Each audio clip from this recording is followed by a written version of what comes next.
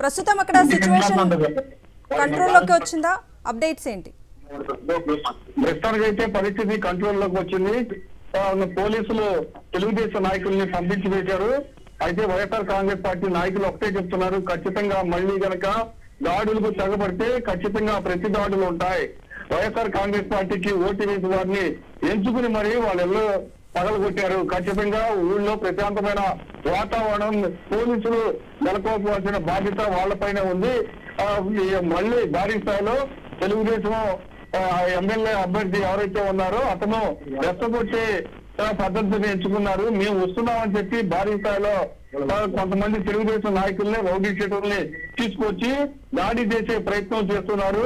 మేము దక్షిణ ప్రసక్తే లేదు, ఊళ్ళో ప్రశాంతమైన వాతావరణం నెలకొల్లాలి. కనీసం రాత్రి దాదాపు 4.5 గంటల పాటు హింసరచన జరిగింది. హింసరచన జరిగితే పోలీసులు ఏమైపోయారు అంటూ ప్రశ్నిస్తున్నారు. ఖచ్చితంగా ఇక్కడ ప్రశాంతమైన వాతావరణాన్ని పోలీసులే నెలకొల్పాలని చెప్తున్నారు.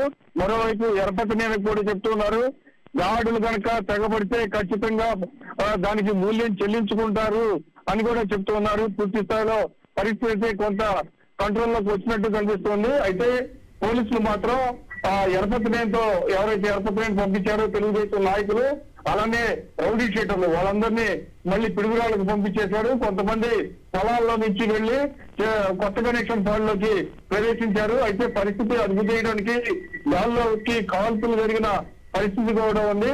ఎరపతినేనికి అలానే తెలుగుదేశం కార్యకర్తలకి నాయకులకి ఒకటే చెప్తున్నారు, కాసు మహేశ్వర రెడ్డి గాని అనిల్ కుమార్ యాదవ్ గాని మళ్ళీ ఎవరింటి పైన దాడి చేస్తే తీవ్రం పరిణామాలు ఉంటాయి. పోలీసు ఎస్పీ బాధ్యత వహించాలి, ఎస్పీ అలానే రేంజ్ ఐజీ కూడా బాధ్యత వహించాలి. గ్రామంలో ప్రశాంతమైన వాతావరణాన్ని నెలకొల్పాల్సిన బాధ్యత వాళ్ళదేనని చెప్తూ ఉన్నారు. అశోక్, టీడీపీ ముఖ్యుల దాడికి సంబంధించి బాధితులు ఏం చెప్తున్నారు? బాధితులు రాత్రి ఒకటే చెప్తున్నారు, ప్రశాంతంగా ఉంది, ఎవరికి స్వేచ్ఛ ఎవరు ఓటు వాళ్ళు వేసుకున్నాము, కానీ మేము వైఎస్ఆర్ కాంగ్రెస్ పార్టీకి ఓటేస్తామని రాత్రి దాదాపు ఒక 25 కారుల్లో కొంతమంది రౌడీ షీటర్లు తెలుగుదేశం నాయకులు 9 గంటలకి విధ్వంసం మా గ్రామంలో మొదలు పెట్టారు. 2.5 గంటల వరకు మా ఇళ్లను పగలు కొడుతూ ఉన్నారు. గ్రామంలో అడ్డొచ్చి వారి పైన దాడులు చేశారు. పెద్ద కర్రలతో వచ్చారు, రాళ్లు దిగారు. దాంతో పాటుగా ఏ ఇంటినైతే టార్గెట్ చేశారో ఆ ఇంట్లోకి వెళ్లి మెయిన్ ఆఫ్ చేశారు. ముందు కరెంటు లేకుండా మెయిన్ ఆఫ్ చేసి యుద్ధం సృష్టించిన పరిస్థితి అయితే ఉంది. దాదాపు గ్రామంలో వైఎస్ఆర్ కాంగ్రెస్ పార్టీకి ఓటేసిన వారి ఇళ్లండి విధ్వంసం సృష్టించారు. ఇంట్లో మగవాళ్ళు ఉంటే వారిని తరిమి కొట్టారు. ఆడవాళ్ళు, చిన్నపిల్లలు, మహిళలు, చిన్నపిల్లల పైన కూడా దాడులు చేస్తూ ఉంటే వాళ్ళంతా ప్రాణభయంతో ఒక టెంపుల్లోకి వెళ్లి తాళం వేసుకుని కూర్చోవాల్సిన పరిస్థితి. అక్కడే రాత్రంతా తలదాచుకున్నారు. ఈ సమాచారం అందుకున్న అనిల్ కుమార్ యాదవ్ గాని లేకపోతే కాసు మహేశ్వర రెడ్డి గాని వెంటనే పరామర్శించడానికి ఈ రోజు ఉదయం కొత్త కనెక్షన్ పాడుకు చేరుకున్నారు. వాళ్ళని పరామర్శించారు. ఆ టెంపుల్లో నుంచి ఆ మహిళలను తీసుకువెళ్లి వాళ్ళ ఇళ్లలో వదిలారు. అక్కడ వాళ్ళకి భరోసా ఇచ్చారు, ధైర్యం కల్పించారు. ఖచ్చితంగా ఈసారి దాడికి పాల్పడితే ప్రతిచర్యలు ఉంటాయని వార్నింగ్ ఇచ్చారు. ఏదైతే తెలుగుదేశం నాయకులు రౌడీ షీటర్లు ధ్వంసం చేశారో ఆ ఇళ్ల మొత్తాన్ని పరిశీలించే నేపథ్యంలో మరికొంతమంది ఒక్కసారిగా రాళ్లు దిగారు.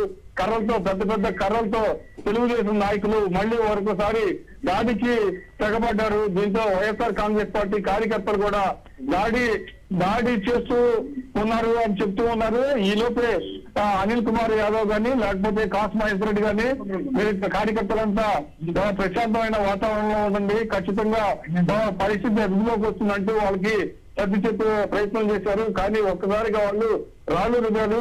ఈ లోపే పరిస్థితి అదుపులోకి వచ్చిందని అనుకున్న లోపే మళ్ళీ ఎరపతినేని దాదాపు రౌడీ షీటర్లు తెలుగుదేశం నాయకుల్ని వెంట పెట్టుకుని గ్రామాల్లోకి ప్రవేశించారు. అయితే ఇప్పుడు ఉన్న పోలీసులే అంటే గాల్లోకి కాల్పులు జరగడంతో కొంత ప్రశాంతమైన వాతావరణం నెలకొందని చెప్పుకోవచ్చు. Right Ashok, thank you.